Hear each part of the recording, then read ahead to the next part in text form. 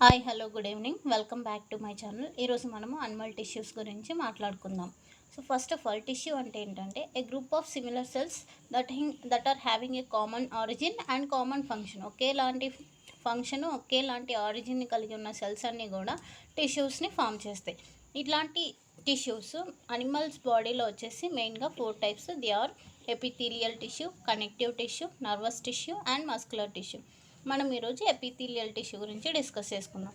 So epi means upper, thelial means layer. Upper layer of the cell ఆర్గాన్స్ని form చేసేటువంటి టిష్యూస్ని epithelial tissue అని అంటాం. సో ఇక్కడ సెల్స్ ఉంటాయి, ఆ సెల్స్ మెంబ్రెన్స్ని ఫామ్ చేస్తాయి. మెంబ్రెన్స్ మీన్స్ లేయర్స్ ఇయర్. ఈ లేయర్స్ ఏం చేస్తాయంటే which cover and line the body సర్ఫేసెస్ని కవర్ చేస్తాయి. అంతేకాకుండా గ్లాండ్యులర్ సర్ఫేసెస్ని కూడా కవర్ చేస్తాయి. అట్లాంటి టిష్యూస్ని మనం ఎపిథీలియల్ టిష్యూస్ అని అంటాం. సో ఈ ఎపిథీలియల్ టిష్యూ వచ్చేసి మనకి 3 జెర్మైనల్ లేయర్స్ ఉన్నాయి కదా, 3 ఎంబ్రియానిక్ లేయర్స్ ఉన్నాయి కదా, మీకు ఆల్రెడీ ప్రీవియస్ క్లాసెస్లో చెప్పాను. 3 జెర్మైనల్ layers are ectoderm, endoderm, మీసోడమ్.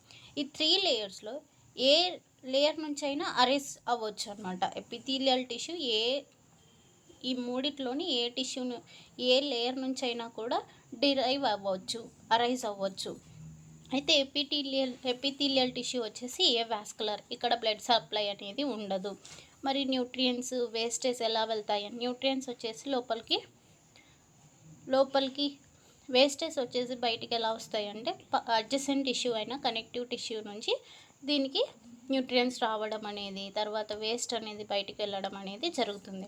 Epithelial టిష్యూకి connective టిష్యూకి మధ్య ఎక్స్చేంజ్ ఎలా జరుగుతుందంటే by the process of diffusion గురించి మీకు ఆల్రెడీ తెలుసు. The movement of the particles from the higher concentration region to lower concentration region is known as diffusion.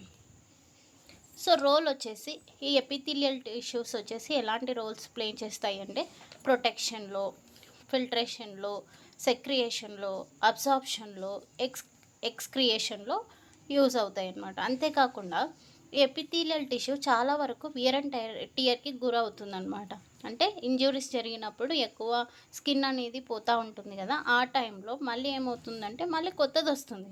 పాత వాటి ప్లేస్లో కొత్తవనేవి రీజనరేట్ అవుతాయి. సో అంటే ఎపిథీలియల్ టిష్యూకి హై కెపాసిటీ ఆఫ్ రెన్యూవల్ అనేది ఉంది. Renewal means regeneration power. మళ్ళీ ఎపిథీలియల్ టిష్యూ వచ్చేసి మళ్ళీ divided into 3 types. One is simple epithelium, compound epithelium and glandular epithelium. Simple and compound అనేది ఎన్ని లేయర్స్ ఉన్నాయి, 1 లేయర్ ఉందా లేకపోతే ఎక్కువ ఉన్నాయా అనే దాని మీద బేస్డ్ ఆన్ ద స్ట్రాటా ఈ రెండింటిని డివైడ్ చేయడం అని జరిగింది. దీంట్లో గ్లాండ్స్ ఉండడం వల్ల గ్లాండ్యులర్ ఎపిథీలియం అని అంటాం అన్నమాట. ఫస్ట్ సింపుల్ ఎపిథీలియం గురించి మాట్లాడదాం. సింపుల్ ఎపిథీలియం అంటే ఇక్కడ only single layer of cells ఉంటే దాన్ని సింపుల్ ఎపిథీలియం అని అంటాం. So it is composed of single layer of cells. So ఇది ఏం చేస్తుందంటే సింపుల్ ఎపిథీలియం ఎక్కడెక్కడ ఉంటుందంటే బాడీ క్యావిటీస్ని లైన్ చేస్తూ ఉంటుంది. బాడీ క్యావిటీ అంటే మీకు తెలుసు. అండ్ డక్ట్స్, బాడీలోని ట్యూబ్స్లో ఉంటుంది. అండ్ కాకుండా బ్లడ్ వెసల్స్ని కూడా ఇక్కడ ఇది ఏమై ఉంటుందంటే లైన్ చేస్తూ ఉంటుంది. సో సింపుల్ ఎపిథీలియం యొక్క ఫంక్షన్ ఏంటి అంటే diffusion, absorption, filtration, secretion of substances. Next షేప్ని బేస్ చేసుకొని సింపుల్ ఎపిథీలియం ఫర్దర్గా 3 టైప్స్గా డివైడ్ చేయబడింది. దాంట్లో ఫస్ట్ వన్ వచ్చేసి simple squamous epithelium. Simple squamous ఎపిథీలియంలో చూడండి, మీరు ఇక్కడ డయాగ్రామ్ చూడవచ్చు. This is the basement membrane. Cells అన్నీ కూడా ఎలా ఉంటాయంటే సింగిల్ లేయర్గా ఉంటాయి. అన్నీ కూడా ఫ్లాట్గా టైల్స్ ఎలాగైతే ఉంటాయో ఆ విధంగా మనకి ఫ్లాట్ సెల్స్ అనేవి కనిపిస్తాయి. But they are in single layer అనమాట.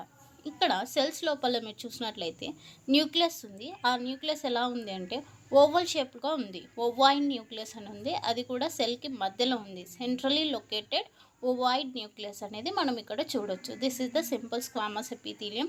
సో ఇలాంటి సింపుల్ స్క్వామస్ ఎపిథీలియం మనకి ఎక్కడెక్కడ కనిపిస్తుంది అంటే బ్లడ్ వెసల్స్లోని endothelium, inner layer of the blood vessels is composed of simple squamous epithelium.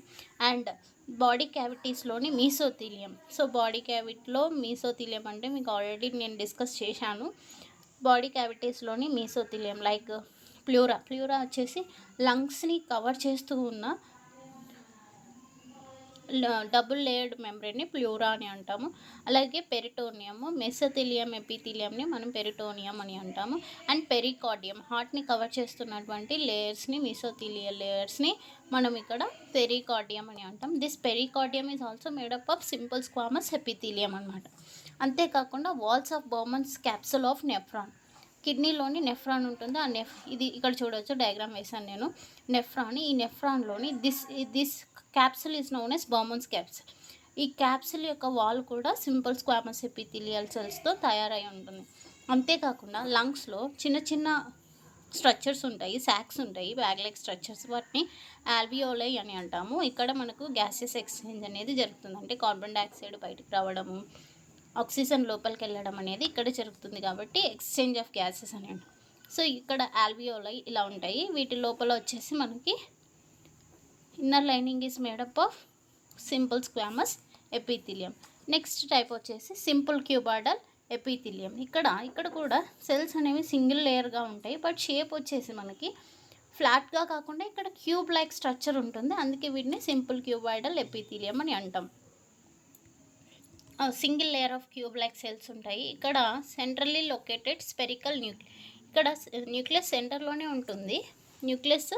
సెంటర్లోనే ఉంటుంది, కానీ ఇక్కడ ఓవల్ షేప్ కాకుండా మనకు స్పెరికల్ షేప్లో, రౌండ్ షేప్లో అనేది కనిపిస్తూ ఉంటుంది.